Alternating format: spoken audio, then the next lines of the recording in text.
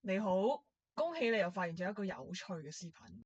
我係阿南，係一隻外星嚟嘅狼，專門探討喺地球生活嗰陣產生嘅各種有趣嘅諗法。而家諗緊嘅係友情同愛情呢種嘢係要點分嘅呢？對你嚟講，友情又係點樣嘅嘢？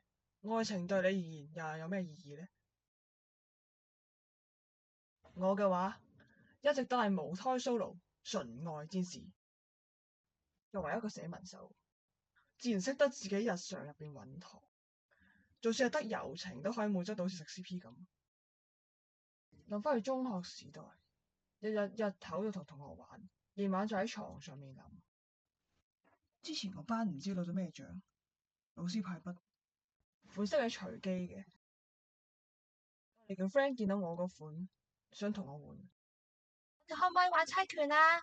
你輸咗嘅話，我哋就換款式啦，好唔好啊？咦？哦，好嘅。包剪剪揼。誒，三盤兩勝，再嚟一次啊！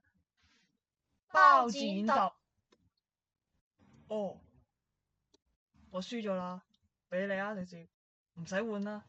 啊，多謝。哇，霸總！幾年前嘅對話記錄都會回味一番。中二嗰陣時啊，嗰陣時好似同啲 friend 炒咗啊！即係仲要朋友處於高登嚟暗嘢佢，為到佢傷咗佢嘅力量，總之從而力量立志守要好身邊嘅佢，為之義無反顧，在所不惜。哇！好熱啊！啊！到咗大學讀電影編劇，今次功課咧，仲要寫30分鐘劇本嘅。好嘅，冇問題，我要寫出最熱血嘅友情。耶！幾好嘅愛情故事。吓？愛情，所以我其實係戀愛腦。其實我 solo 都好開心嘅原因，係咪一直將愛情當做友情？但係我 friend 同埋我自己都完全唔知道呢一回事，所以我細思極恐。其實係戀愛腦。其實喺我哋編劇眼中咧，愛情同友情嘅寫法係一樣噶，所以友情同愛情呢兩種嘢真係分得清嘅咩？簡單，愛情係有色色嘅，友情係冇色色嘅，就係咁啫嘛，係咪？唔好意思，我純愛主持嚟嘅。嗰種一剎那就冇咗啦，仲有孤單，呢種係全天候都可以充滿多巴胺嘅，比嗰個持久得多啦。講下關係建立之初嘅時候啦，喺啱認識嗰陣，大家都係曖昧不明，唔知道對方對自己嘅好感係點樣嘅，想唔想靠近自己，就算對對方有興趣，都會顯得猶豫。當熟悉咗一段時間，大家開始放低防備，傾起共事共業之外嘅話題，都感受到大家想關係更加進一步嘅心意，之後就漸漸行埋一齊。喺呢度想同對方親近呢一點，我覺得友情同愛情差唔多。你相處耐咗之後，甚至共患難之後，彼此嘅信任更進一步，就會開始交心，袒露真實或者脆弱嘅一面。呢個可以算係一種表白，而表白嘅原意思本嚟都有探索真心話嘅含義。於是反差萌就嚟咗啦。其實我中意着黑書。其實我係曱甴變嘅。呢個反差經略嚟噶嘛？其實你真係好重要。呢種事，其實我好難講出口。其實我中意你。差唔多啦，至少對我嚟講，其實有冇一種可能，友情同愛情可以係同一種嘢呢？就係感情好深嗰種。至少喺打破咗感情深度有分性別呢個框架之後，我覺得其實只要任意兩個人嘅關係夠深呢，基本上都係好專嘅。只要夠真心嘅愛，基本上係可以好自發咁做出獲得對方好感嘅行動，包括親情、友情。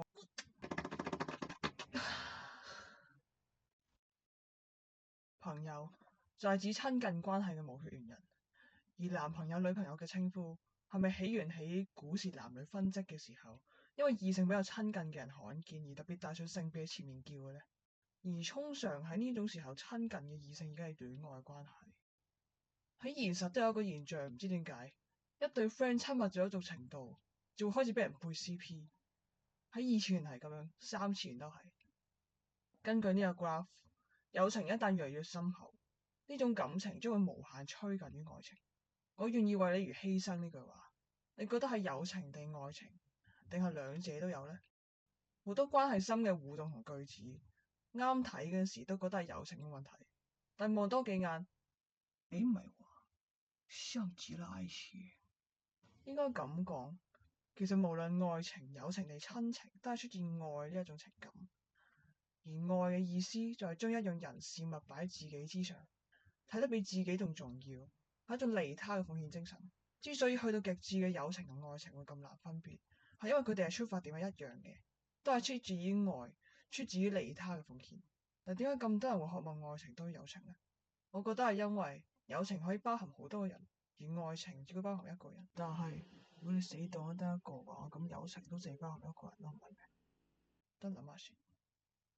愛情會產生嗰種令人興奮上癮嘅感覺，亦即係所謂嘅粉紅泡泡，會令人眼入邊淨係得對方，所有嘅愛都最主要喺對方身上，嗰種愛嘅感覺自然更加強烈。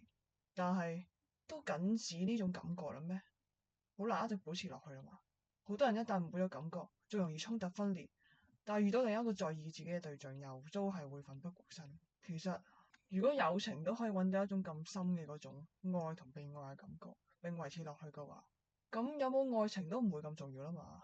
一段親密嘅情誼俾人幻想成愛情，或許係因為喺現實做上友情可以達到呢種程度嘅都好少見啊嘛。而家啲人生活快節奏，愛情一件，友情一件，慢熟嘅人唯有保持自己嘅步錢嚟揾到同頻嘅人。生活一直融入唔到人群嘅邊緣。其實朋友都唔係太容易揾到嘅，只能靠自己自得其樂，自己腦補。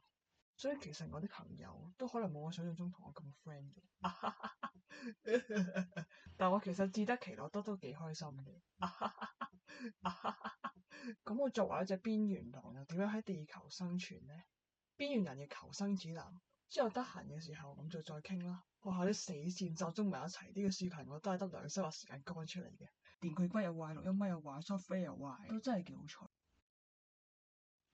好啦，咁我哋嘅時間呢就到呢度啦，拜拜。